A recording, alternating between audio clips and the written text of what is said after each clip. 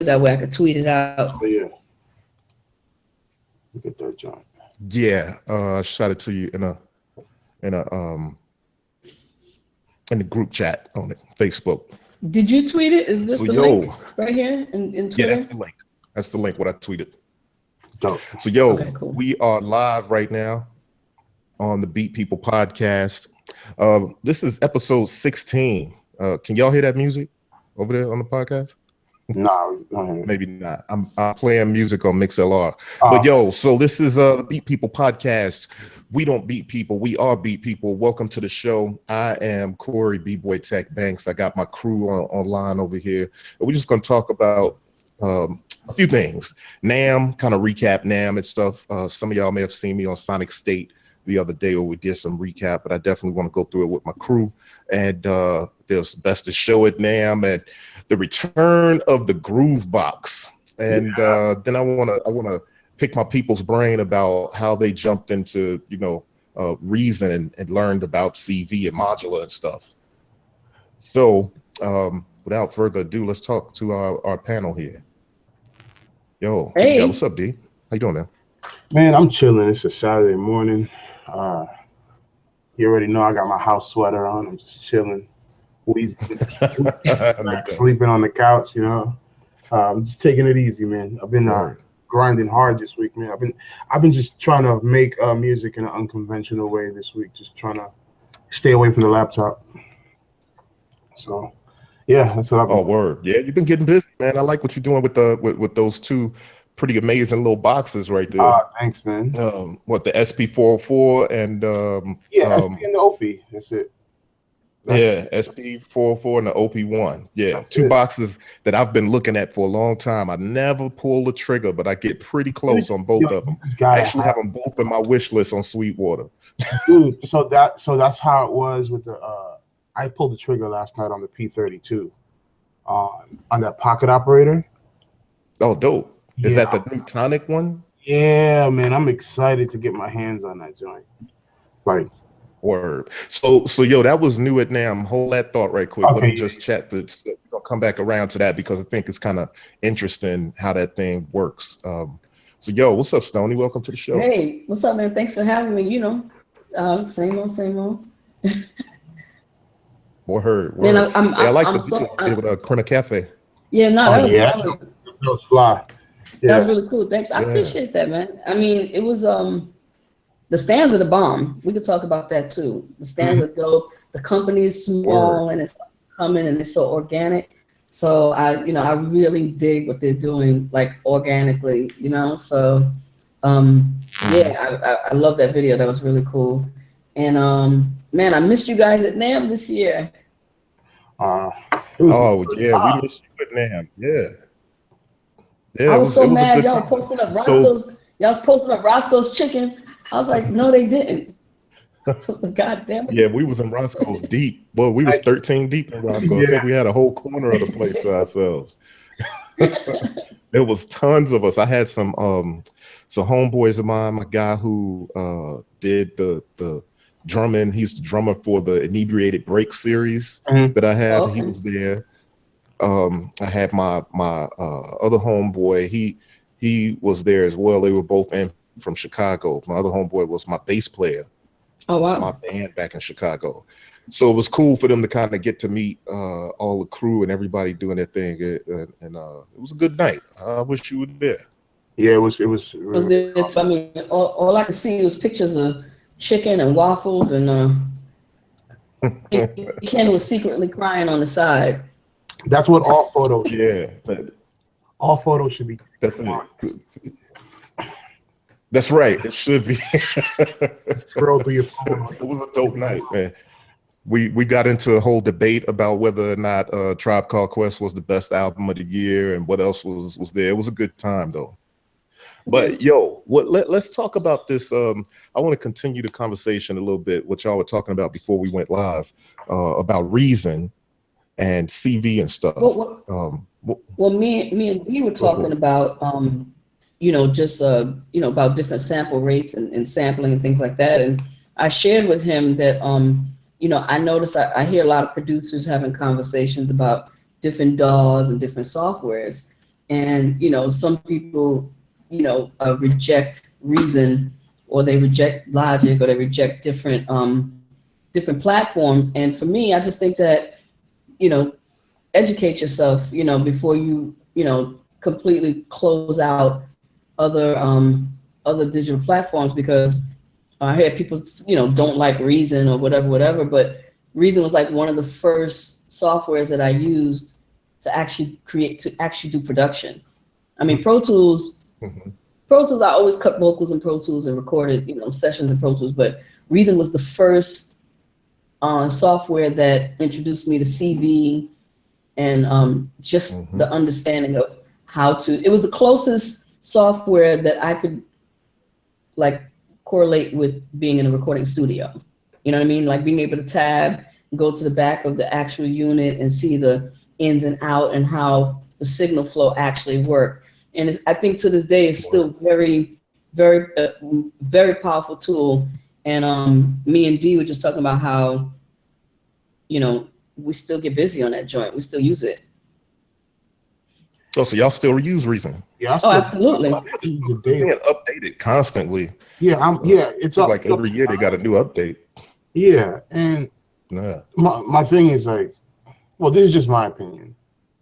I feel like if you learn Reason, you actually don't need anything else. It is a self-contained beast of a production studio. Like you can record vocals, you can sample. It has all the things people are asking for in the machine. It has real-time storage. It has, you know, all these synths. It has CV. You can send CV out of it. You know, you can. That's dope. I didn't know that. Yeah, so you can. So Reason is the biggest modular like music creation software that's out there right now. And let's be clear, the CV is not even anything new that's in it. It's not new. That's been there since like version like, I think what, 2? About 2 or 3, maybe. Yeah, about 3. Wow. 2 or 3. Really? Yeah. So they were really kind of ahead of the curve. I mean, CV is not necessarily new, but for a software platform or any kind of tools that we use, they were kind of ahead of the curve, huh? Yeah. So it's just one of those things where it's like, I'm like, all right. I think marketing is what makes people make decisions on what software they're going to use. Because if they're marketed that they need plugins and they need certain things in order to make good music, then they're going to make decisions that way. They're going to be like, well, it's constantly being thrown in my face that I need VSTs in my software. So, no, but you're absolutely right, because the marketing, what happens is they see their favorite producer's rig or setup and they're like, well, this guy's using Fruity Loops, or this guy's using Ableton, and you know, or whatever they're using, and this is what makes whatever they're doing sound amazing. But in actuality, it's individual based, you know, like it's all about the person controlling the software. I've known people to use Reason and not even use 30% of it, you know.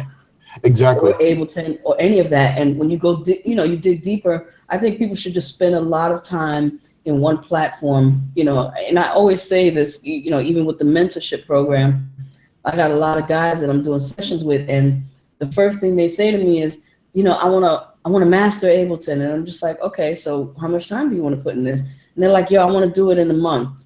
Yo. I'm just like, on what planet? You know, like, that's just unrealistic, you know? But a lot of people get these softwares and they learn the very basic sequencing, sampling, you know, chopping up sounds, whatever. And then that's where it stops. They don't experiment and go deeper and deeper into the programs. And like Dee said, Reason does all of that. I think, like, and then some. I think, and it always has. Yeah, Stoni, I think one of the things about what you're saying that's really important is a lot of people approach production from a I need it done for me perspective. Absolutely. Unfortunately, well, I don't want to say unfortunately, fortunately, I'm 32 years old. So that means I'm in that in-between stage where I was making music with hardware and I was making music with software. So I'm right in that. I'm in that middle ground where I know what it's like to use hardware and only use hardware. And I know what it's like to use software when software first came out and there was limitations. So Right. it's almost like that's why I'm in this kick now, just making beats on hardware, because it's fun. You know, it's fun again. That's what's up. Like software is like cool. I'm not gonna lie to you. Look, I ain't gonna lie to you. I pulled out my MPC 2500 the other day, and man, I just sat there and looked at it. I sat there and just looked at it, and I was like, "Damn, I gotta load each sound up on each pad." It was hilarious. It was hilarious. Yeah, but think about, because I get lazy, right? Yeah, but think about the discovery when you're doing that, right? Think about Right. while Oh, you're absolutely. doing sounds. I remember buying Kid Nipro flat discs on eBay for drum sounds, you know, and loading that joint in and be like, oh snap, this is the same kick that's on whatever, and just the discovery on making music that way. I think people have access to so much that the journey of making music isn't the same anymore. It's more Well, of let me just say this really it's quick. all You know, those choices. It's analysis paralysis. Yeah. Because, you know, there's so many choices that people just kind of, you know, you don't think about all the stuff that one thing does, because people kind of think like, yo, I'm going to get this device because it does that. Then I'm going to get this device because it does that. Not even thinking that those two devices do a lot of the same thing and have a lot of overlap. Exactly. You know what I mean? And then some but I mean, let me just say this. appreciate different workflows and stuff. So go for it, Stoni. You know, let me say this real quick. I mean, I gotta give it up to you. The stuff you've been doing with that little OP1, bruh. Appreciate it. It's crazy. I'm trying. I'm still learning it. That's why. No, seriously. That's why I'm just dedicating like 2 months to just making beats on that. Right. Just because I want to learn all the ins and outs, what I can do. I'm hunting for all the people that I see online that are masters at it, and I'm just like, ooh, what's he doing? I saw that dude Steele uses like 3 or 4 of them in a row. Like he uses. Oh, yeah, right. That was crazy. Steele's a nut for that. Yeah, like he had a Crema Cafe actually build him a case. Yeah.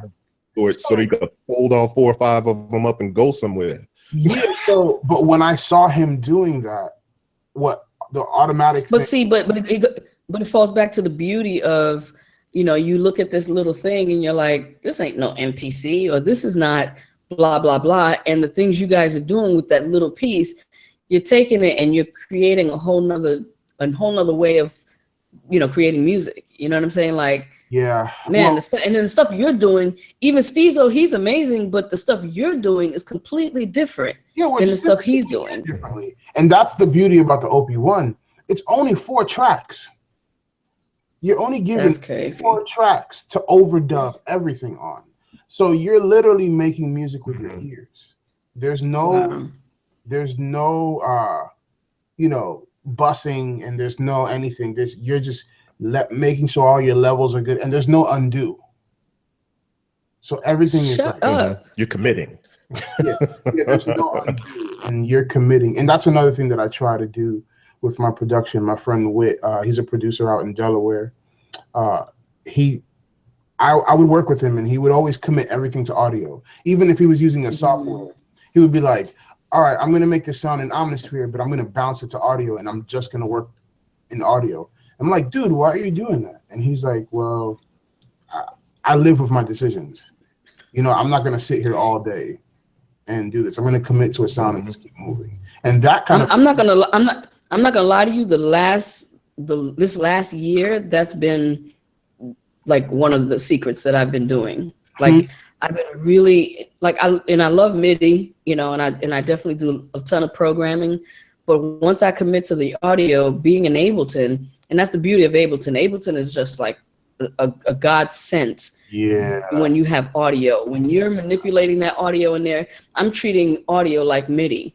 You know what I'm saying? And I'm so deep into the audio editing that when I'm working in MIDI, because the MIDI is a distraction for me at this point, because all the stuff I'm doing in Ableton, I'm moving so fast in there, and it's committing to audio is a big deal. That's something I always talk about. Commit, and then like complete those projects, because with MIDI, you're always going to change something. Yeah, Always. exactly. With MIDI, you're always gonna change something, and I feel like audio, like when we were recording to tape, you record to tape, and that's it. Like if you want to do it again, That's it. Yeah, that's right. if you want to do it again, I remember those days. you know, tape costs money, Mhm. and you can mess it up if you don't know how to cut. You know, it's just really, yeah. So yeah, But you know, that's kind of how because I come from the days of being in rap groups in the 90s, that we were blessed to be able to be in professional studios, not necessarily in bedrooms and basements. Recording the reel to reel and having to deal with it. You just do is with all my hardware, even though I'm using an MPC. I'm using MIDI to sequence, but I immediately, it's like a habit. As soon as I sequence, I like that sequence, I sample audio and I fly it again. Now, the MIDI. What are you using for audio, Corey? Oh, the Apollo 8. No, what software are you using to track? Are you in Ableton? Are you in, what DAW are you using? I use, so traditionally I'm a Logic dude. Okay. Right. I was using Logic when it was still eMagic on PC. That's my home. That's where I found it. That's where I learned how to use it. Create a notator. I bought it the same week that I bought my MPC 2000 XL. So that was just what I've used. Dang. I use software now. So you're using Logic, you said? What'd you say? Yeah, Logic Pro. Dope. Yeah, I like mixing in Logic but sometimes. now, but what that's what I mix. I mix in Logic because that's what I'm used to. But when I record the audio of the stuff that I'm when I'm making beats from recording from synths, I'm really just sampling the audio. So I'm just sampling the audio back to the MPC, and this is my workflow every single time. I got one program that's all the loops from all the sequences that I'm making, then back to the sequence and fly in the loop. And then I can arrange it from there. Now, which MP are you using? Using the Ren, right? Oh, you on the Ren? Okay. Oh, so you're software based still, kind of. Yeah. Yeah, I'm still software based, and that didn't happen until last year. I was using the 5000 for years, up until last year when my man St. Joe was like, "Yo, they got this Ren on eBay for $400," and that's when they were still $1,000. Oh my god! And I was like, cha-ching, got it. Hey Corey, are you using the feature in the MPC software that's like a looper that on per pad you could just sample all the time?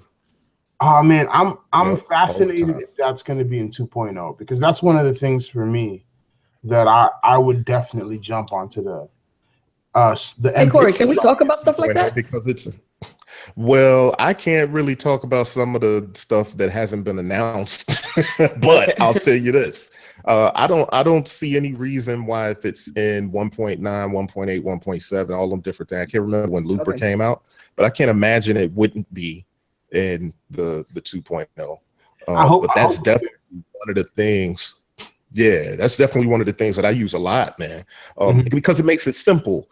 Right. I mean, it's easy to loop something up real quick, especially with all the hardware audio I'm bringing in. So I'll just tell it, I'll make sure the channel is loaded up. I'll put on looper, and then I can hit record. It don't even have to be at 1 yet. It could be like, on an 8-bar loop. It could be at 6. I'll hit record, and it'll wait till it hits 1 to record, and record all the way through the 8th bar.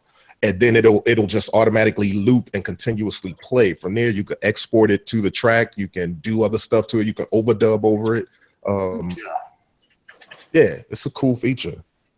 I did that. I used that on one of my videos, the modular journal videos. So okay, I want to trying to jump on right now. What's up, Ken? Hey, what's going on, man? I'm actually here. I just didn't set up my my camera quite yet because I'm all. What's up, Ken? What's up, baby? I'm all dusty because I'm in the process of redoing a house and getting it ready for a studio. So nice. I've been pulling wire through insulation all day. So I'm ragged. I'm ragged. But what's good, yo? Oh, my. Just chilling, man. Here. Oh, not much, man. So, hey, I want to jump in. I want to talk about some of the NAMM stuff because I want to definitely go down that route, and then from there, so Corey, oh, go ahead. I'm sorry. Yeah. No, go for it. Oh no, so Corey, could you because me and Ken weren't at NAMM, could you tell us what you thought were like some of the better booths and what the new trends might be coming? Mm-hmm. Yeah. So yeah, that's interesting. On the panel, we got 4 people. 2 of us were there, 2 of us weren't. So, funny thing is, when I bumped into Simp and Daniel, Steele, and all other people, it's like there was a ton of us. We bumped into each other at the same booth. That was the Dave Smith booth. Oh, yeah. Right. And we bumped into each other at the Dave Smith booth, and it was right at the Rev 2. So I was listening to it. Now I will say it sounds good, the Rev 2. But I'm not necessarily a fan of the Pro 8, the Prophet 8, and the Rev 2 is an updated version of the Prophet 8. That said, though, it does sound improved. It sounds better, I think. I don't know if they have better filters or what the situation is, but they do have effects that could be making it better. It should be the entire same voice structure and everything, but from what I understand, they added pulse width modulation on every waveform, which I've seen that done on other synths too, and I think that adds a lot to that. Yeah. To that particular synth. That's a big deal.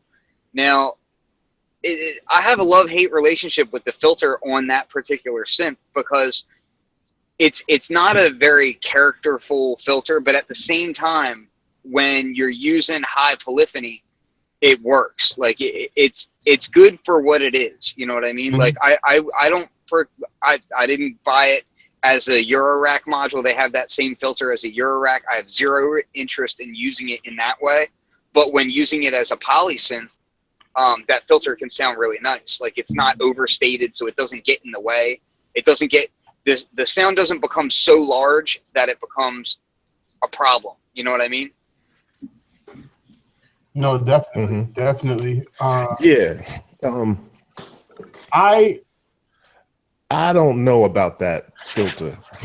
Yeah, I wasn't go for it, D. Yeah, I wasn't a fan of the filter, and that's one thing that I really paid attention to. And I think it's just because I've been spoiled by the P6 and the OB. Yeah, like and that's the other thing is that for me, they do have other synths right now that have so much nicer filter characters about them. Now the downside is that the P6 and the OB6 are pretty limited as far as what they can actually do, modulation wise. And there's, I'm still looking at it like what I really wanted was a updated Prophet 12 that has the voice structure of the Pro 2. That's what I want because I'm a Prophet 12 owner and I love. When did the thing come out? Well, I don't know. I don't care. That Prophet 2 setup is dope. The Prophet 2 filter setup is perfect. Like it doesn't. You don't need to change it at all. That filter setup to me is exactly what I want in a synth. But the Prophet 12 has that. You've got 12 voices. You've got really deep oscillator section. You can do FM. The only things I don't really like on the Prophet 12 are that I don't really like the filters, and I think that the delay could be much improved. So to me, it's like if you put the effects engine of the P6 on there, and you gave it the filters of the P6 and the OB and the OB6, which is what the Prophet 2 has, I'd be sign me up. And then just remove that stupid stepping that they do with the knob. You're gonna have to go run over to. You're gonna have to go run to Dave Smith and get a job in R&D because I don't see none of that coming. Because if they do, If they do, then they got 3 or 4 different synthesizers that's going to sell less because that one's going to be doing all the overlap of them.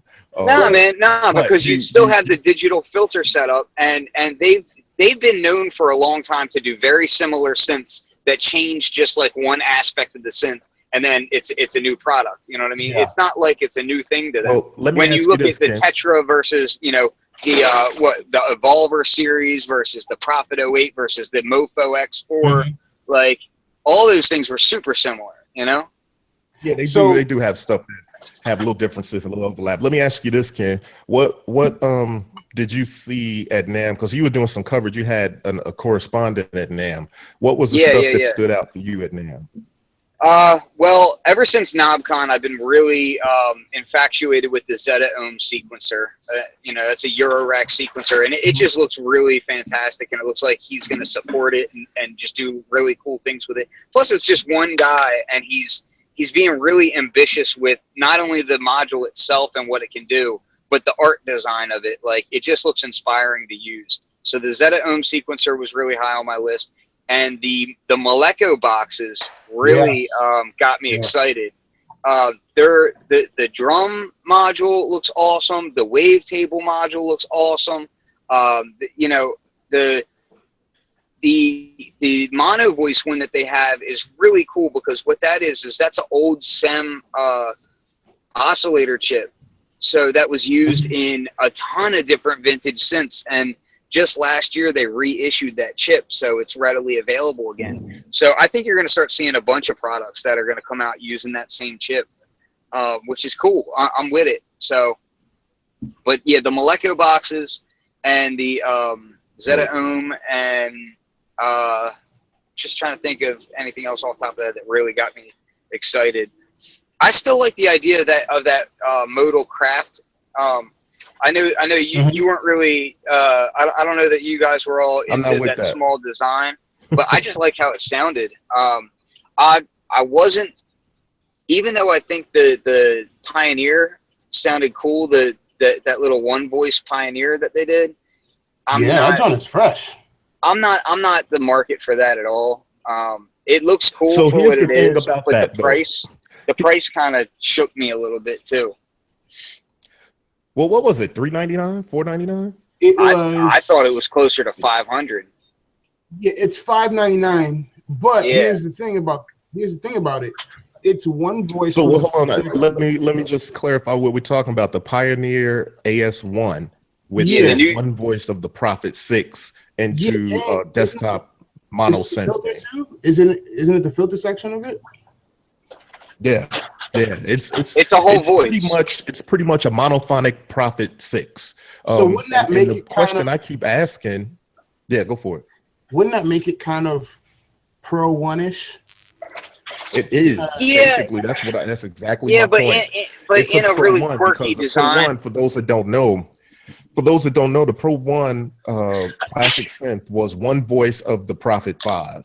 Yeah. So fast forward to 2017, and we have.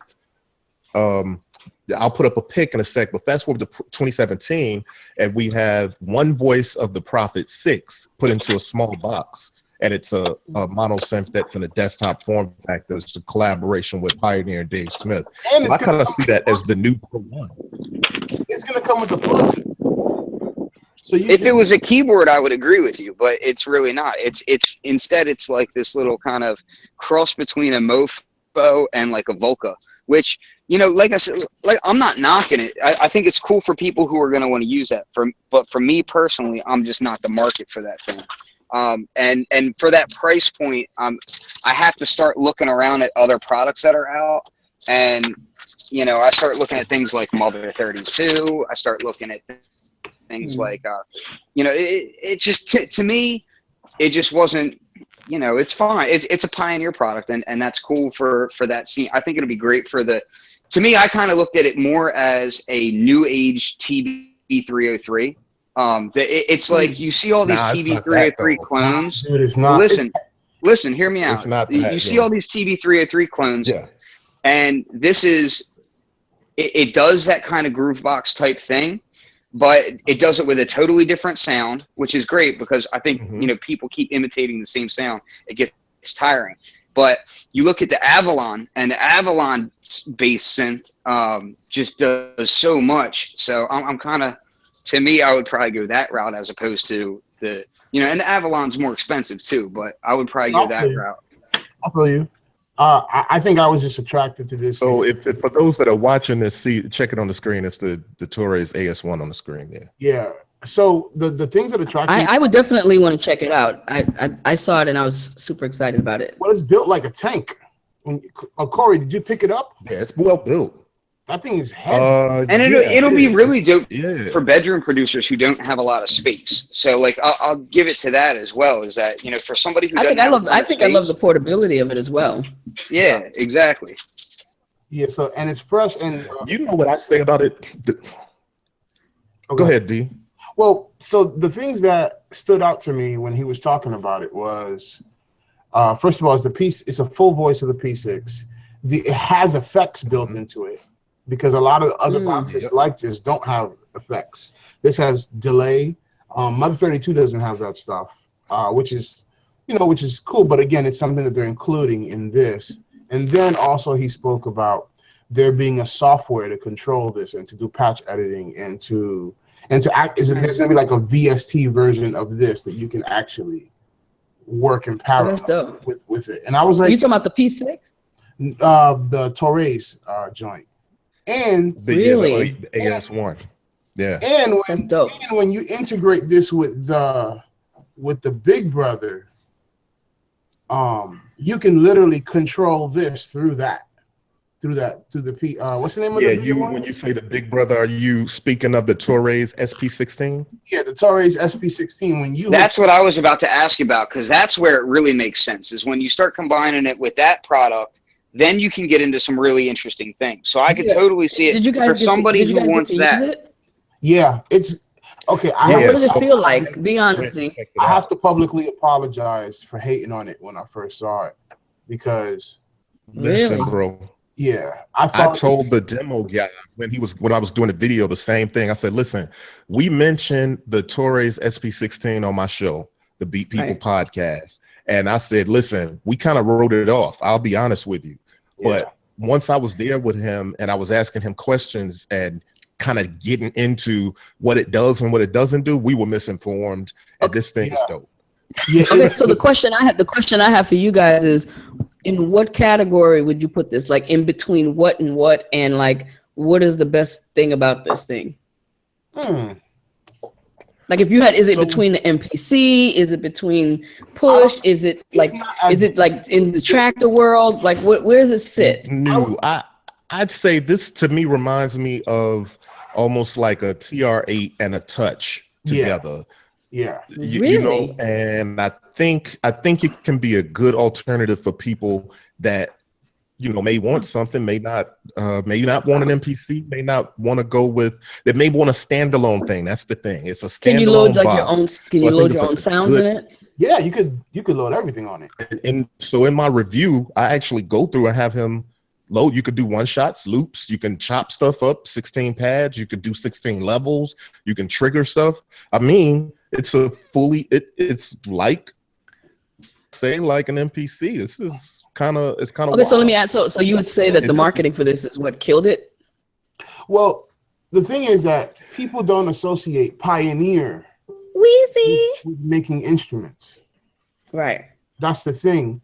When new companies that, you know, if your whole time that you're a company, all you focus on is making pencils, and then out of nowhere you're like, oh yeah, we're gonna start making, you know, beat machines out of nowhere. People are gonna be like, what? I don't trust a pencil company to make beat machines. You know, so it's right, but I haven't seen a comprehensive video on this thing yet. Like someone there's a couple on YouTube. Killing it. Like somebody really just killing it, where the music sounds amazing. And well, it depends what you consider killing it to be, because a lot of times I watch videos where the guy is killing it, but I just don't like the music, and it's just not a gotcha. I'll be honest with you. So my whole thing about that is that it still looks way more in the groove box market and the groove DJ market, where, you know, just like they had that. Yeah, that's what it looks like. That rolling. No, and the functionality can be there, but I need to see not just that it can chop things up, not just that it can do pseudo MPC functionality. I need to see more deeper song creation. I need to see how deep can I go with the samples, you know, how detailed can I edit, that kind of thing. I don't. Yeah, but that's if it can do that, Ken. Can it do that, guys? Can it? It does. It does. So here's the thing. I'll show you. And yeah, if you go onto my YouTube channel, B-Boy, the bboytech report YouTube channel, you look up the Toraiz AS1 and Toraiz SP-16 NAMM 2017 video. You'll see in there. I believe I do have him chop it up, but because I was in there for a long time with him, so I was like, "Yo, can this thing chop a sample?" He loaded the sample. He chopped it. He edited the sample down, and it assigned it to 16 pads right away. Then I mean, he did all the stuff that you would typically do. He was able to do. There was some little things I can't remember, like I don't know, maybe assign an effect to a pad. He's like, no, we can't do that yet, but never know. It could be done later on. But yeah, I mean, he literally was doing all this stuff. Literally, it's, I mean, the pitching samples in real time, I believe, the repeat, the retriggering, the all of those different things that you could probably do anywhere else. And it has a no, go to my YouTube page. Yeah, I'm here. The bboytech report account, and look in there. You should see some of the most recent videos, or if you go to videos on there. Okay. Yeah, hold on. I'm gonna also. Yeah, I'm gonna definitely check this out just to show people. Yeah, check it out. And I think I had to apologize. I'm like, yo, I'm sorry. This joint is actually a pretty awesome kind of little beat creation station. Like, it's not what we thought it was. Yeah, I think it's dope. I definitely need to get it under my own. That brings to mind something. Yeah, Ken has a whole nother level. Of course. He's like, let me open this joint up and let me see what op amps are in there. I would definitely want to see what it feels like. It's not so much that. It's more like I just want to see, like, I don't want to see just that it, let's say, for instance, just because it can chop and can sample, I want to see it do it and do it well and do it in a nice intuitive workflow that can let me dive deep. And like, there's more than just being able to do something. There's being able to do it well and interestingly, and you know, there's so much more to it than just that. For instance, have any of you ever had the MC 808? I hate that thing. Or use the MC. Exactly, but it can do all that same stuff. Yeah. But it does it terribly. Yeah, the 808. Yeah, you're right. All of that stuff. Saying, Ken, but trust me, this is what I'm telling you. And mind you, obviously, I haven't used it personally, but being there with the guy, and obviously he knows the thing like the back of his hand, right? He's the product dude. But I'm just saying, being there with the guy, and as I asked him questions, he was easily able to move around and do the things that I was asking him about. And those were things like chopping, assigning the pads, and all the stuff that we would normally do. Now, I can't necessarily say, yo, I've used this for any amount of time and, you know, it's that dope. I'm just saying, from what I saw, it touches the things that we would want it to touch. It does the things that we want it to touch. And from what I can see, it does them pretty well. I'm looking forward to trying it out myself. You know what I mean? But I definitely want to try it out. The way that I would ever be sold on that thing is just because, you know, to me, there's so much involved in doing it right that it's like, man, and really that should be everybody for every type of instrument. Like, just because X producer uses an MPC doesn't mean an MPC is right for you. You know what I mean? Exactly. Like, Yeah. That is the biggest truth ever. Yes. Yeah. Well, it's about workflows, right, guys? Like, it's about when you touch it, how it feels for you. Like, Ken might get this thing and hate it. I might get it and love it. It's about individuality. So, there's levels to this shit, yo. You know, yeah, that's true. That's true. And so I'd be remiss if I didn't mention these couple of things that were at NAMM that I really dig. And now what's funny, and I said this on Sonic State, it's funny because some of the things that I was super interested in don't even work yet. I was just crazy interested in them. Like, you know what I mean? Like Chen said, the molecular boxes. And then there was, what's the dude, man, Soulsby? The Soulsby. Let me just say, let me touch on that real quick, man. I have the Soulsby Ocytron oscillator. and which I got some videos that are going to be coming up real soon on that. But his work is dope. Like, he's real.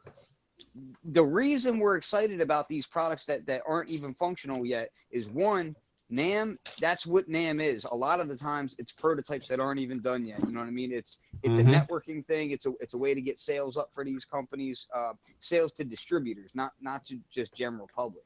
So that's, you know, when I see people negative commenting on like the Moleco boxes saying, oh, it's just a PCB, it's, you know, it's vaporware or whatever. No, dude, like, this is NAMM. Like, this isn't CES. This isn't like something where just everybody's this is NAMM. You know? It's meant for them to show what they're bringing to market. Well, Corey, can you, like, really quick, for the people who are watching, explain to them what NAMM really is? Because I don't think the general public doesn't really understand that NAMM is a place for people to pitch their ideas and bring new gear. Yeah, so NAMM is, what's it stand for? I believe NAMM is National Association for Music Manufacturers, North America. Yeah, so music manufacturers, that's the key. This is the place where all of these makers, the manufacturers and stuff, bring all of their products to, this is literally bringing them to market, because all of the buyers for all the stores that we all go to come to these places, and they make their deals and they talk about you know, what they're gonna sell in their stores, and the people that are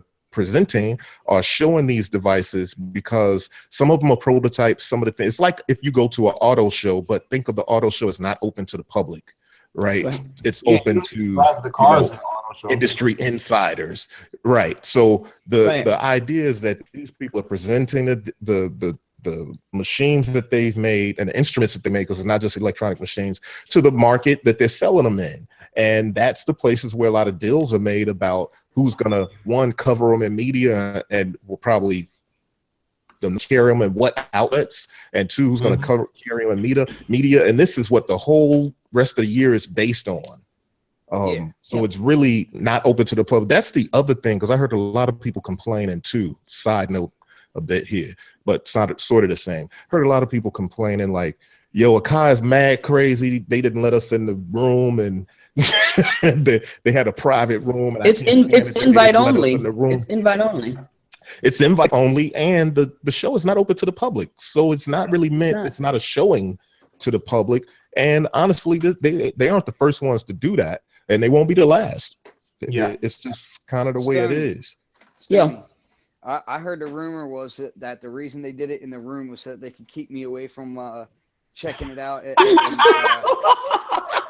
putting out my videos like I do every year. But they didn't know that I wasn't going to be there this year, so they screwed up. I'm just playing. Nah, but Joe got at him though. Inside joke. Yeah. Oh, word. Oh, by the way, Joe is in the chat room. He's watching us from I guess a tournament or something. And he agrees that the Toraiz was pretty cool. He's at a tournament for his kids. Tournament. Yeah. Okay. What up, Joe? So he's in the chat room. All the people in the chat room, say what up to St. Joe. He's there. What up, Jakey? St. Jeezy's. But not like so the other thing, in my opinion, that was actually a good move on their part, man. That was a good move on their part to have it in a room like that, because the way that Akai's booth is usually set up, it's Akai, it's Newmark, it's Alesis, it's In Music, it's all these people, and it gets so crowded. There's no room to really get to hear it, and then on top of that, you've got so much noise around you that you can't even really interact with the new product or talk to the people. A lot of the times they got people walking through there, like the product reps that are in front of the new products don't know enough about it because there's so many products there that they have to try and memorize in a week. Yeah. So to me, so Corey, why don't we dive into the MPC conversation? Because the first thing I saw in line was your behind on that MPC X chopping it up. I was like, God damn, Corey. You know I had to do it though. Yeah. So you were the first person I seen on that thing. Let's go. Yeah, man. I had to. Well, see, and this is the other way the NAMM is set up. NAMM, it starts on a Thursday, right, and it goes through Sunday. But for media, invited media outlets, right, it's the day before. You get to go to. Right, it's the day before. It's the media preview day. So Joe and I always go to the media preview day, and too when he's there. Right. But we went to the media preview day, and so media preview can be different on any given day. Like, I mean, on any given year. Some years it's a bunch of dope stuff. Other years it's like banjos and harps and like a keyboard. You know what I'm saying? and so this year, you know, we always see IK Multimedia there. We always see in music, who owns Akai and Newmark and all of them are represented most years. But this time, I mean, there was a bunch of kind of new products that maybe we didn't know, and then products that we wouldn't use, literally harmonicas and stuff, right? Right. So we were kind of like, all right, yeah. Then there's Denon, is it Denon or Denon? Denon. DJ stuff. They were there, but the Akai booth was there. And that was a surprise because I kind of heard that they were going to be in a private booth. I didn't expect to see them on preview day, but they were there on preview day. And what's your first reaction? My first reaction was like, damn, that should look better in person than I thought it would. Like, it looked better in person. What than about the the pictures, screen glare? right? Yo, the screen glare was incredible. I mean, you could even see it. I got it up on the screen right now. My video, if you go to, like I said, on the YouTube channel, bboytech report channel on YouTube, I have a MPC X first quick look where you get a chance to see the top panel and the Q links. And it's just a really quick thing before my man Andy starts to do a demo for somebody. And I obviously come back. But yeah, you can see. So the glare on the screen, I don't know if it was just because of that. You know, it was in the lobby with a sunroof and all the front doors are glass. So there's a lot of sunlight there. But even still, there's a lot of glare. I think that they may need to have, you know, anti-glare touch. Now, let me ask you, was it glare like when you're on your iMac glare? Nah. Or was it glare like you can't see anything happening in the screen? Well, nah, I think the light was almost unfair in that place. Yeah, and I will say I'm looking at my iMac right now. Yeah, because Corey, the room we were in, messing with the MPC on the next day, it looked perfect. So it's just like, to be fair about it, and that was probably a room that was more lit like what your studio would be. You know what I mean? Now let me ask you: was it a prototype? Was it a prototype unit, or was it a unit that we know is going to go into the market, or was it a unit, the mock-up for NAMM? No, I think it was. I think it was the unit. Really? Yeah, I don't know, but there was a couple of them around there because there was 2 MPC X's, 2 MPC Lives, and then I know people have them already because I saw Richard Devine. Yeah, Rich has one. Yeah, I saw him. Well, he has everything, so I just. But you know, they could be kind of like with me and Ken, right? So me and Ken got what we get, Ken, the DeepMind 12. So we got the DeepMind 12, and the thing with the DeepMind 12 is that they were, you know, hand built. I don't know what they call them, OTS or something in the industry. They were not prototypes. No, they're tool made. So my man Masada says that it was a prototype at the show. What those were prototypes. What we had were not necessarily prototypes, but they were not production models. It's kind of like just what they do, hand built, off tool. So OTS models. They're built like hand built or tool built before they go to production. And so let me ask you guys this: when they were prototypes. When you had the MPC X in front of you and the Live, which one of them were more appealing? Because Corey, you're an MPC dude, in and out all day. Which one do you feel really was representative of what you would actually use realistically day to day, the X or the Live? I think the X, but then that's because that's the form factor I'm used to. I had the 5000. I've always had bigger MPCs, right? And then I had the Ren. I had the Studio. I got rid of the Studio because I didn't like the smaller form factor over time. I loved it when I first got it, but then I was kind of, over time, I noticed I didn't use it as much. So, but that's my perspective and my background, right? With the bigger MPCs. I'm not really a traveling MPC dude, a live playing MPC dude. But I'll tell you this, lately I've been considering performing live with my beats, and I envision a situation where I'd have 2 lives and a mixer or something. Nice. Oh, yeah, that's dope. Well, see, that's now. Would you use it would you use a standalone, Corey, or would you use it with the software? I'd use a standalone because, like I said, with my workflow, my whole thing is resampling the synth parts that I've used with MIDI or the software parts. I resample it all. Right. So it really would be a matter of me playing beats that are composed of loops and chopped samples from my own loops.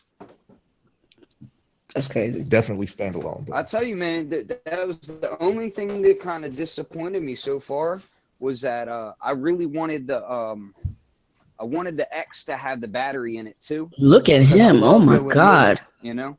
Oh, I know I'm good looking. What up, ladies? Jeez.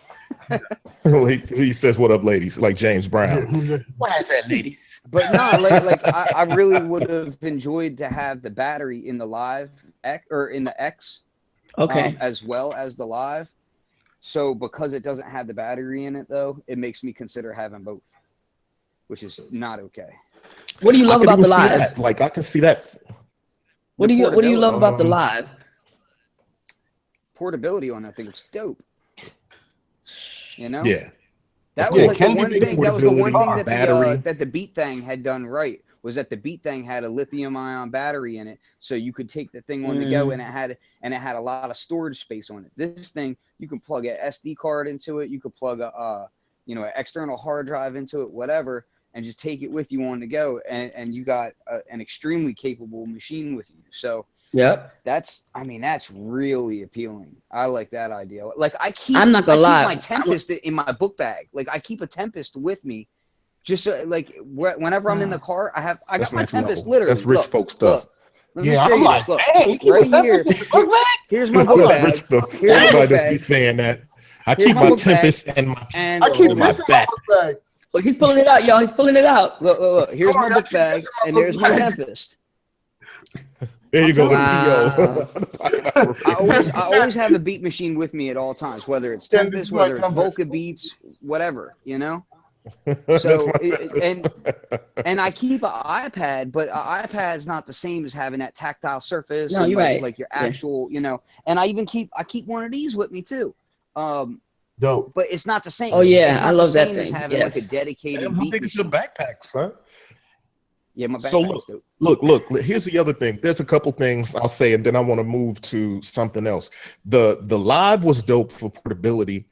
I wish it had at least 4 CV on it, because that's the big thing for me with the MPC X, that it has 8 CV. Yeah. I can't wait. And if people know Richard Devine, you can look at his IG, and he's showing some modular melodies with it. That was incredible. But the other thing is, what I kept thinking about with NAMM is, I was like, yo, standalone machines are making a comeback. Like, we putting the band back together over here with standalone machines. I mean, between the Toraiz SP-16, the MPC X and live, then the new Digitakt from Elektron, even though we didn't get a chance to hear it, and then the Moleco boxes. I mean, I'm excited. that's standalone machines.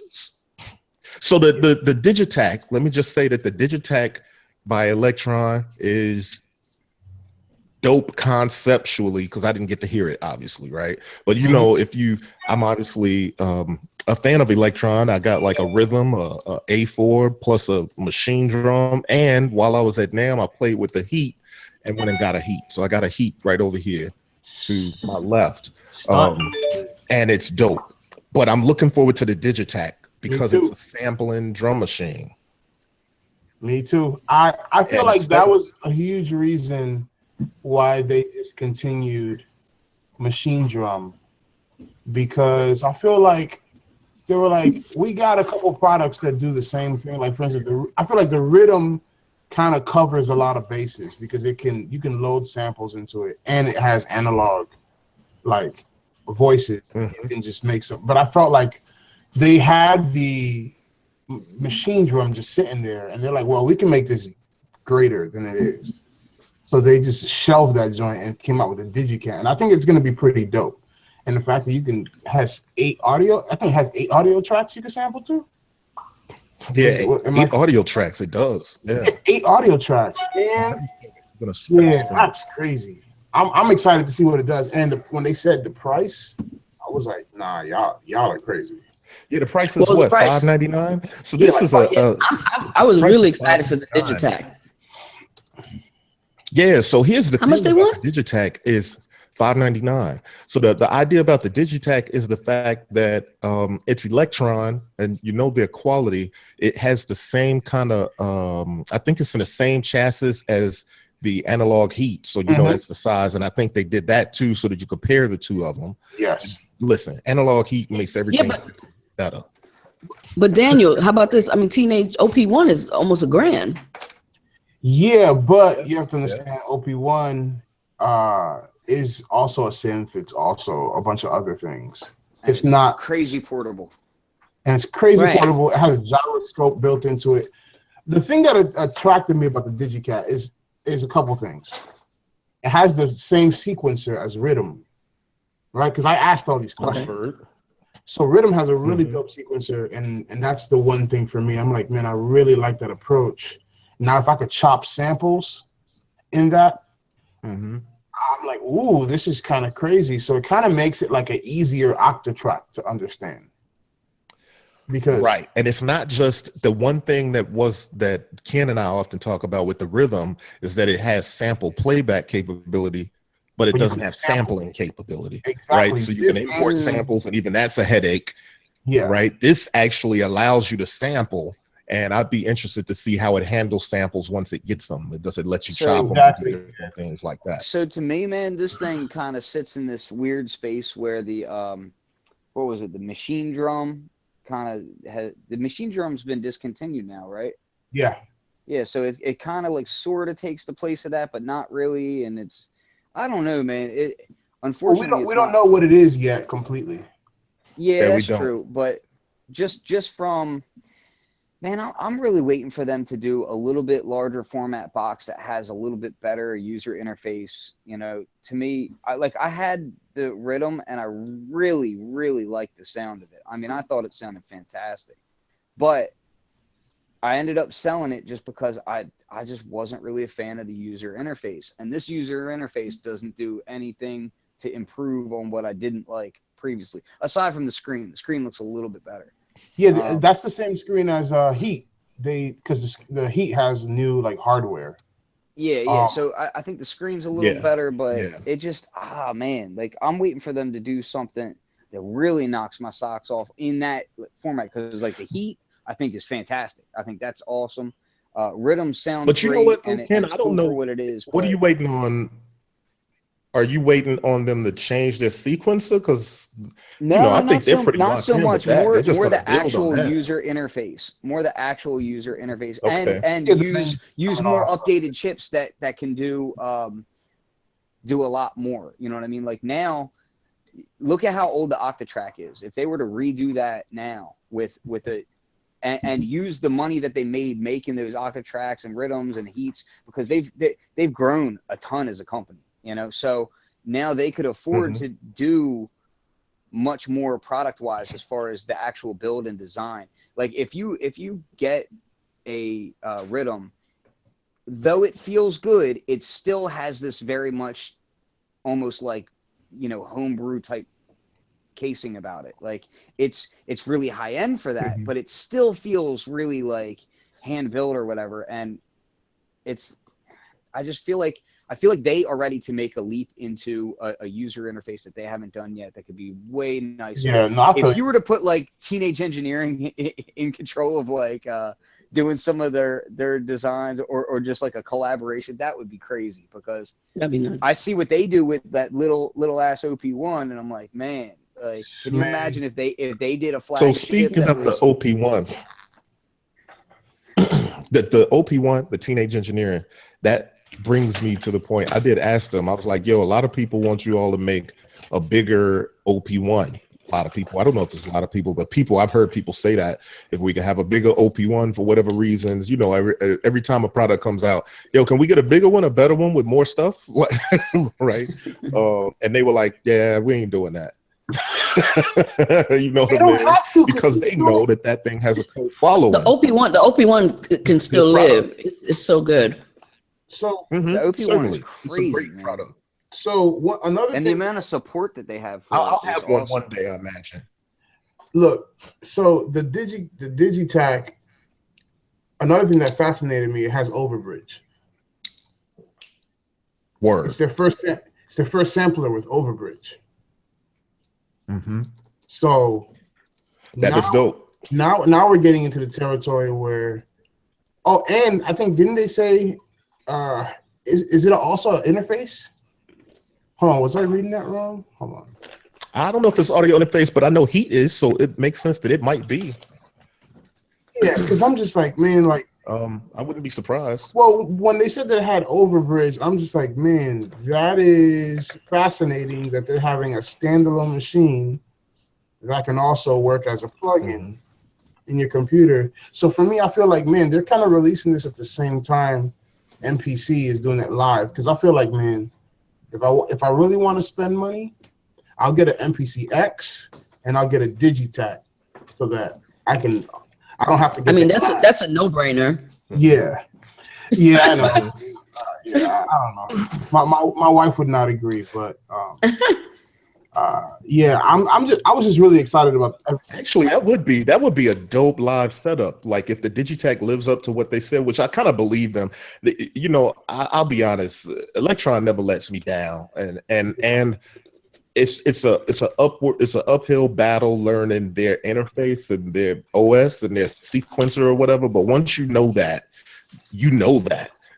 and that's when all the power is really unlocked. There's stuff in there that I wish every company that made groove boxes had in there. You know what I mean? But I think the thing about Elektron stuff is that so many people are used to sequencers on computers now. And they're so used to having the mouse being able to click on things. So especially like working with the OP1, the interface is dope, but it's still one of those things that you got to make beats use your ears. Like there's no, like you got to loop in and loop out at the right time. And there's no undo. You know, you can't undo. Like if you undo, you got to record your track again. So I feel like Elektron and a bunch of companies that are doing stuff like this are like even the Qubit, man, what was that joint that I saw? The Qubit thing, I forgot the name of the unit, but it's another one of those units that you just got to punch in everything. And Moleco, the same thing too. Like that freaking Varigate 8 Plus is amazing, but it's things that you kind of got to use your ears, and there's not a lot of things that. Oh, the Qubit Octone. Yo, that joint is crazy. Hey Corey. I'm a total fan of Qubit. Yeah. Now, what were you guys? What were you guys really disappointed with at NAMM? What was like really underwhelming? Oh man, that's a great question. What was The underwhelming? rain. Flagship poly. I don't know, man. I didn't go see stuff that I wasn't interested in. You know what excited me? Cord Gadget on Mac OS X. Why? Yeah, that's a dope drop that they're doing. The reason why it fascinated me is because I just love Cord Gadget on my iPad, and I love it, and it's probably one of the. Well, I do too, but I'm saying like if I'm gonna use Cord Gadget, I'm gonna use it on my iPad. Like I don't know that I'm gonna use it. And I did the same. I did the same when Waldorf Nave came out on Mac, because I love Nave on my iPad, and I pretty much never use it.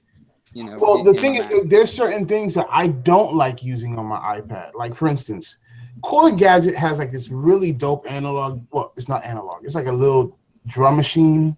I don't know. You know what I'm talking about? Yeah. The VA. I love that thing, but I hate playing it on the freaking screen, like on pads, like on the. Yeah, I think people are gonna love using that on the Mac, on the computer. That's why I use MIDI controllers with my iPad. No, I do, and I hook up my OP1 to my iPad, and that's my MIDI controller for my iPad. But I don't. You do drums on the OP1 buttons? No, I don't, because that's my point. Yeah, so the thing for me, like if Cord Gadget, Which the reason why I'm interested in it because they're including Link and they're Yeah. They're kind of giving. I think Core Gadget's gonna be the bomb. I love that thing. Yeah, I think so too, and I think people are gonna love using it on computers. Yeah, I think it's a really cool idea tool. It's not necessarily like, oh man, I want to do a full-fledged song right now, but man, let me just lay this down real quick, and then I could. I use it for doing. But you know what happens though? Tracks when as soon as I say that kind of stuff though about anything, it's a good sketch pad. Then there's some kid that comes out with videos and he's making full-fledged dope production. Oh yeah. I'm all, you know what I'm saying? Like, of course. I wrote several things off that way. and then Daniel still gets them and makes me believe. Look, because let me be honest, I support teenage engineering, but I was not a fan of the pocket operators. In the right hand, though, those things are beasts. Listen, man. So I just wasn't a fan. I'll be honest. I just didn't get it. But when I started seeing people really rock them, that's when I realized, like, yo, these ain't no jokes. When I first saw that joint, because I have the P12 and that's my favorite one. I have the Office too, but man, when I first saw this, the first thing I thought was, man, what can I run that through? Like, how can I get that to sound even crazier? And for me right now, my favorite combination, and I'm not living the life like Ken because he over there with the Matrix Brew, but I got this, I got this micro brew here. I got the micro brew, and I run this P32 through the micro brew and through distortion pedals and through a bunch of it's one of the biggest sounding drums that I get, like, out of this little thing, It's crazy. That's dope. That's it. Yeah. Do y'all have any of them? Let me tell you, I had the first. We're not like you. We're not like you, Dave. Like right after NAMM, I had the first three. They sent them to me right after NAMM for review, and I told them, I was like, "Yo, I'm going on a trip on London, so you may not get them back in the week or two that you want them back, because I'm going to take them with me and I'm going to use them." I will say they were fun to have on a trip. I was able to kind of link them together and do some stuff, and I got to know them a little bit. But yeah, I could say that the first three were cool. It's just I couldn't really see rocking them in any, real situation because it's got that whole P.O. Boogie type of sound to them. You know what I'm saying? I think again, it's one of those things where I always approach my production as a sound designer. I don't like presets. So for me, when I sit with something, I'm like, well, I'm going to make all my drum sounds. I'm going to make my bass. I'm going to make all my synths. So for me, these little devices were just great sound design tools for me to get more. Let me ask you, because I haven't used that one. How deep can you get as far as creating the raw drum sounds in it, or are they just presets? On the P12? Yeah. It's pretty you get one kind of drum sound, but you can get an insane amount of variations of them. Okay. And you know who actually did a really dope pack from this? Bullyfinger did a really awesome sample pack of this. And he did shout out to Bullyfinger. Oh, yeah, he does a lot of really cool stuff with like chiptune and he did an amazing sample pack of this, and it's actually one of my favorites. So you can get the P32 that I just ordered, which is really cool, that we saw at NAMM. Is that the Tonic joint at NAMM? Yeah, talk about that. It's called Tonic, but it's the P32.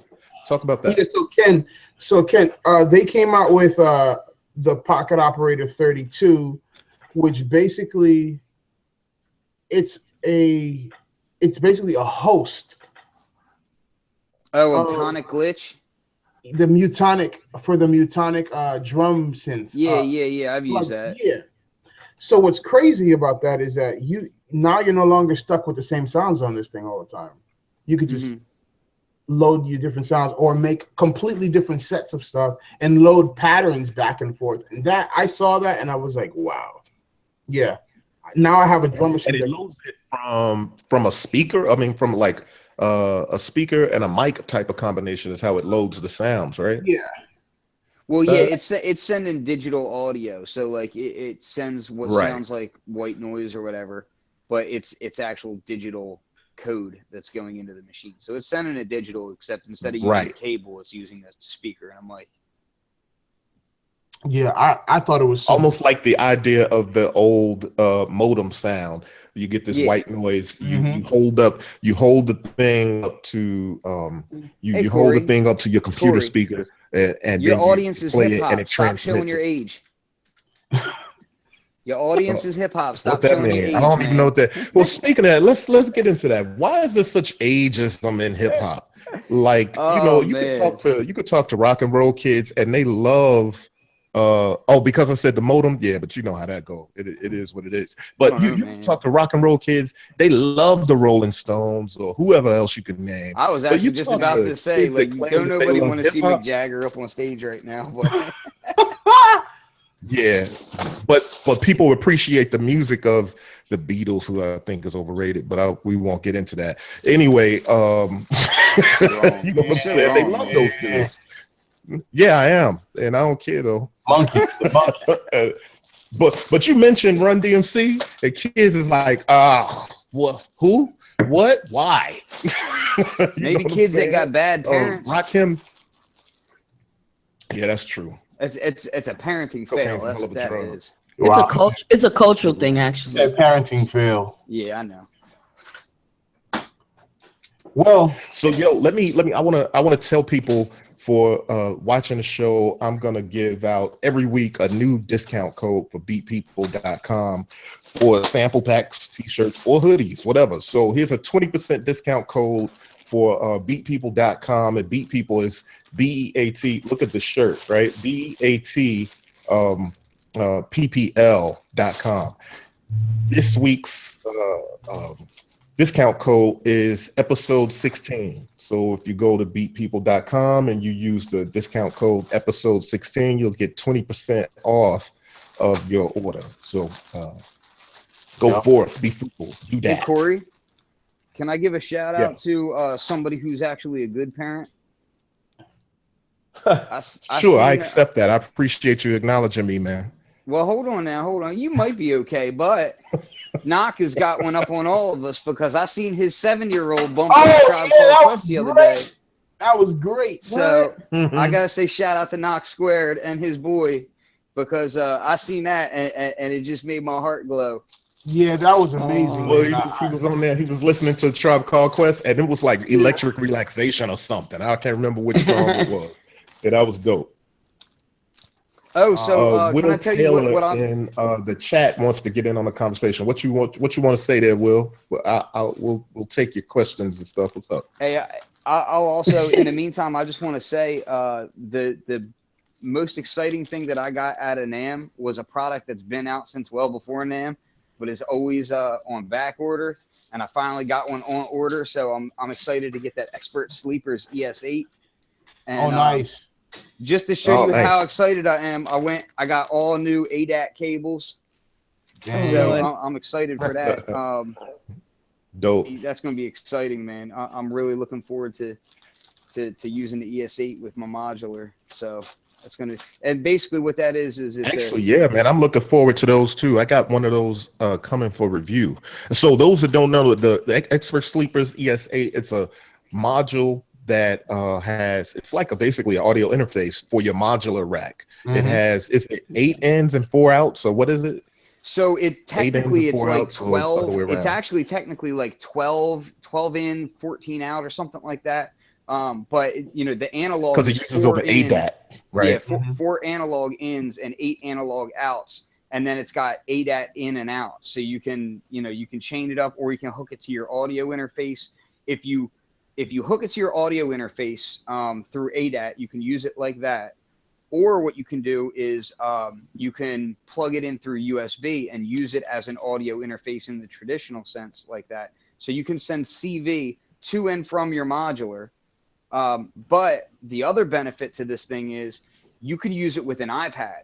because it's class compliant. So if you have something like Audulus 3, you can use Audulus 3, which is a modular synthesizer for iOS, and be controlling your modular with the modular that's in your iOS. So then it's like, if you ever need an extra VCA, if you ever need an extra LFO, if you need a crazy ass sequencer or a delay, so you can do all of that with Audulus, and then boom, it's right there in your modular. So I'm super excited about that. And I'm actually going to be having the Audulus guys on my show, the Synth Summit show. I'm going to have them on there, and we're going to be talking about it and going through patches, all kinds of cool stuff. So I'm super hype about that. Man, that's so here's a picture for those who don't know. This is the ES8 module right here. Looks very unassuming, but it's a really powerful thing to be able to get audio and CV in and out of your modular rig, so that you can, you know, have your modular rig integrated and interacting with your computer and all the wonderful software that's there. So yeah, it's a dope piece. And what's it running, Ken? I can't remember. I want to say it's about $400. Yeah. Cool. Worth every penny. So yeah, I'll actually, I'm sure you're gonna see videos from Ken on it, and I'm definitely gonna be doing a review on it here soon. And yeah, the ES8, that's a dope piece. Yeah, so they're on back order right now, but from what I'm into your rack. So what I'm hearing is that they should be in stores in the next probably 3 weeks or so. I talked to Andrew over at Expert Sleepers the other day, and he's saying that they should be shipping in about 3 weeks. So, you know, if you want to get them, I would say pre-order them now, because they're going to sell out fast. Like, these things are not going to sit around. Man, Century Audio is who I think I got mine from. Century Audio. Man, I feel like the one thing that I took from NAMM that was really exciting to me is that finally people are coming out with devices on modular that I feel are going to be good for me as the kind of producer that I am. Like before, I was just like, man, there's some stuff that I'm just like, I still can't get with a lot of these sequencers and a lot of these things that are just like, I don't know how I feel about it, because a lot of the movement, so for me, the movement in the sequencers and modular still aren't loose enough for me. But man, I saw 4MS release that new delay. Did you see that joint? That new tap delay that they have out? Oh, the sample, yeah, is it the Taptonic joint? Yeah, that's that dope. joint is crazy. And then and then what about the Plonk though? The Plonk by Intelligent. That joint is crazy. I want that right away. As soon as Plonk comes out, PLONK, I'm copping it. I don't care what nothing happens. Like, listen, if I gotta go, you know, I don't know, let the air out of somebody's tires or something, I'm going to get that joint. Yo, so I use Chromophone. Like, I use that to make a lot of my mallet sounds. And I love that plugin. And the fact that there's a module that I can just make sounds like that, that's based off of that, I'm like, yo, that's super dope. Yeah, it's that next blew me level, away. man. And did you see the sampler that 4MS came out with? I saw it previously as a prototype, but I haven't seen it for a few months. I'm trying to decide between that and Make Noise made one, but I don't know. I think I'm still trying to figure out which one I want to get. But yeah, I just felt like this year was the year that I said to myself, I could finally make beats in modular the way that I want to, because there's tools that are going to help me to like actually do it. And those Moleco boxes. I agree with that. Those Moleco boxes, I don't know if you guys noticed that they have patch points. Yep. That thing's dope. So it's not just a standalone. No, I didn't notice that. Yeah, they had patch points, so you can send. I'm way into that stuff. Man. The mono one, awesome. The mono synth one did, right? They all did. They all did. The wavetable synth, I don't think that one did. Yeah, they do. Okay. And the wavetable, just so you know, man, the wavetable on that is made by I'm trying to remember the name of the new company, but it's Harvest Man. Okay. So his new something is something Industries. I'm sorry, I forget the name off the top of the head. I'd like to get him on the show sometime too, but Yeah. So it's a collaboration with Moleko and Harvestman, basically. So Yeah. that's gonna be dope. And the drum machine has distortion for every channel, right? Ken? Yeah, man. That's next level. And here's the thing about those boxes too. It's based on the Varigate 8. Yes. Which is probably one of the most deep sequencers that's out there right now. And it's probably one of the newest sequencers that's out there right now.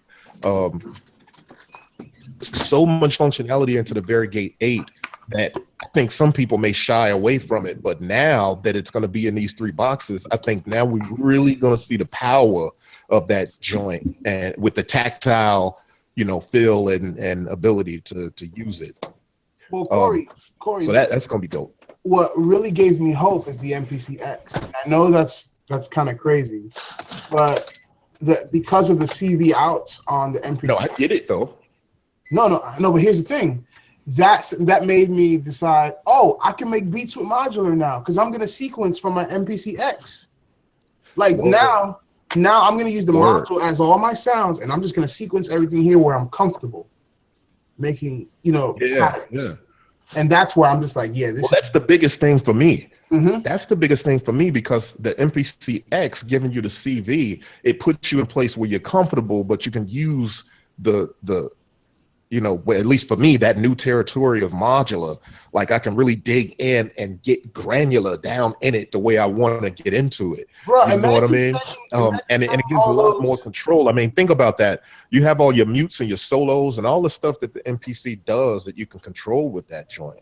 Well, bro, you can have a whole Modular drum machine. Like you can have all the hex inverter voices, like kick, snare, you're not even using samples from the MPC. You're just triggering, all your drums in your Modular and then sampling all that stuff in. That's beautiful to me. I'm like, I'm ready for it. I'm ready for that.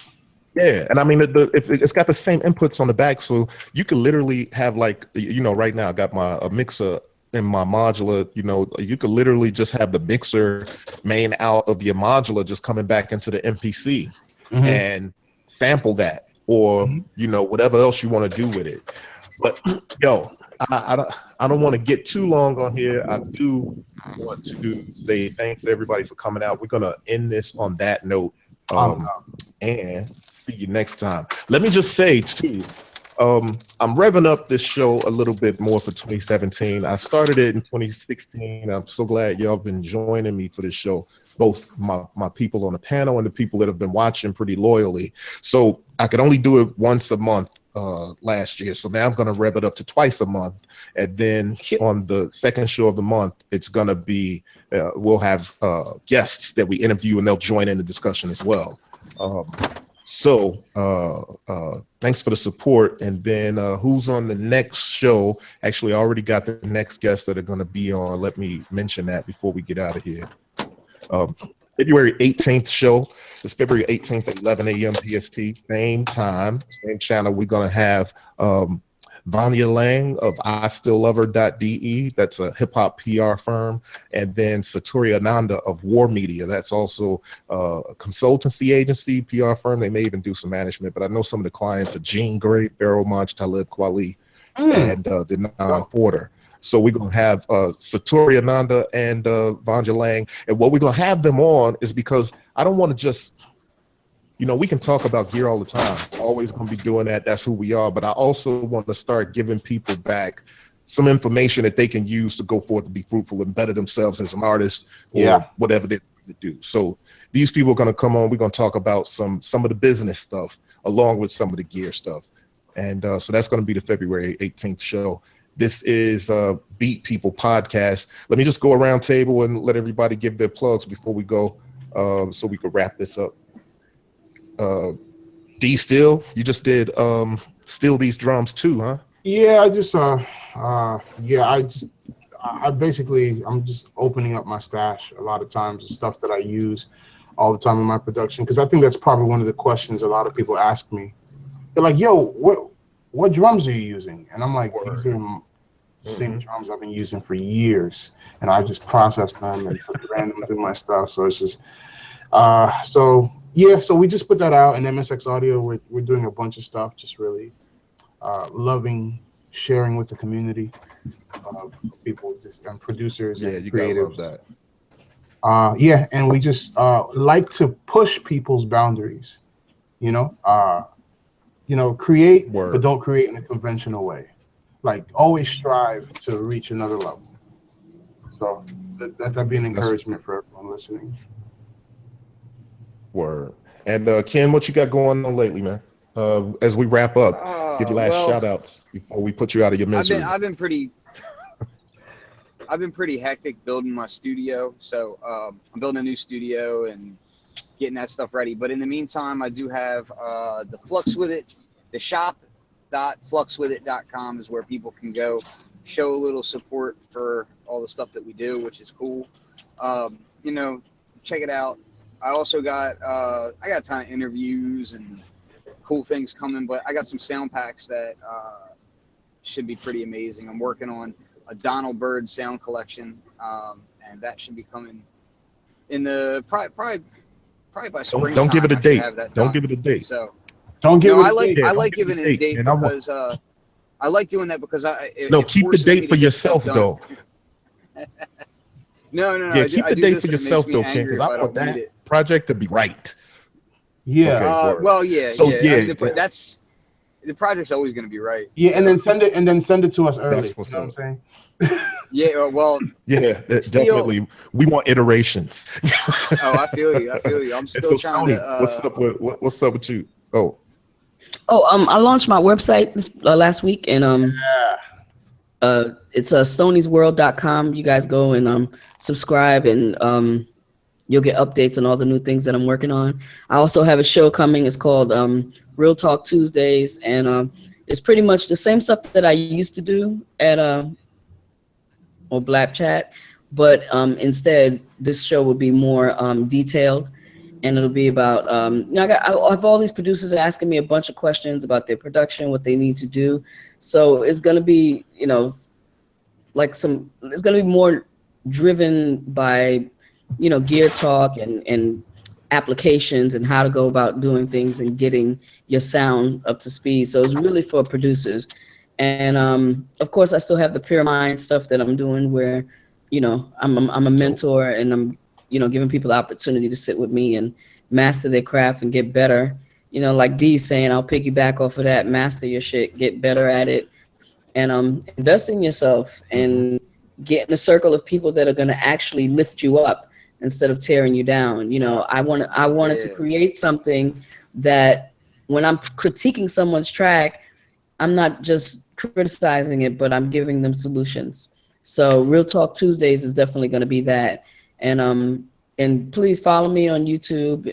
I started my YouTube channel, but if you go to stoniesworld.com, everything is there, and you can read more about me and get to know what I'm trying to do, and creating a community for producers to lift each other up and actually grow, and not just click on all these videos on YouTube and not understand what they're doing. So yeah, we should start a show. I'm working on that right now. We should start another show called Read the Freaking Manual. Yeah, man. Well, you know what though, D? Here's the thing. What I've learned about reading manuals is that even when people read the manuals, there's a language in the manual I do agree. that they don't even understand the language. So you're reading truncate, and they're like, okay, what's truncate? Yeah, what does that mean? So technical speak is tough. It's different. Tech stuff and manuals is different. I sometimes, if you're not prepared for that, if you're not used to dealing with that, you may read that thing 3 different times. Right, and get three different definitions, right? We might say time stretch in one platform, and another platform it'll be elastic audio, and another platform, but they're all pretty much the same, flex audio. So I tell people, just book sessions with me on Pure Mind to have a conversation. It's not even so much like, I got a book and learn. You have to learn the language of what we do. It's a whole nother language. No, of course. So. But I feel like that is a responsibility. Oh no, absolutely. If you decide you want to be a producer, that Sweetwater puts out a definition a day. I don't know if you guys seen that. They have this thing where they no. They'll I never realized that. Yeah, they'll post a thing I think it's in the app, but basically it's like today's word is DB25. What is that? And then they explain what DB25 is. And then the next day they're like, what's CV? Right. This is what CV is. What is compression? And then they define all these things. So because they're kind of basically letting people know the language of the things that they got at Sweetwater. So it's pretty fresh. And the other thing that I'm doing also, so, yo, the other thing I'm doing note, also. We're gonna. Okay, go ahead. Oh, go for it. Go for it right quick before we end this thing. Okay. No, the other thing I'm doing also is I'm trying to allow people. I'm allowing people the opportunity to I'm sorry, that was funny. She was so like, no. Oh, well, okay, if you gonna let me go.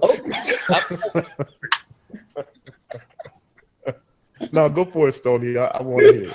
I just want to demystify the bullshit, right? Because you hear people say, well, my homeboy said I'm supposed to have this, or I saw so-and-so using Ableton.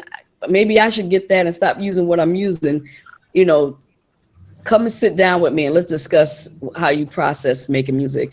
And there's different things for different people. So yeah, that's all I'm saying. That's all I was saying. Right. That's it, Core. Cool. So cut my mic. So cut my mic. Note, I want y'all to go out to beatpeople.com. Use the code episode 16 so you can get your 20% off. That will be live for 1 week. Do not delay, because I just might cut it off at any point. Go out there and use that 20% discount, and go out to msxaudio.com so you can get Steele's drums and all the other dope sample packs that they have out there. Visit my man flux302.com so you can get all his dope sample packs, which at some point we're going to figure out whatever we figure out to get his packs. Sorry, fluxwithit.com. Come on, Corey, man. Come on. You know it's Flux with it, man. I'm wrong. Come on, Corey. And Stoni's Music, right? Stoni'sMusic.com. Something like that, yeah. Stoni'sWorld.com. Okay, so yeah, make sure to visit all of Stoni'sWorld.com. One day I'm gonna write this stuff down. You can add me on Instagram using Flux302. Yeah. So yeah, you can catch them at Instagram, and be sure to follow my Twitter accounts, The Beat People on Twitter and bboytech report on Twitter. And yeah, thanks for checking out the show. Holla next time. See you in 2 weeks, February 18th, 11 a.m. Same bat channel, same bat time. Peace.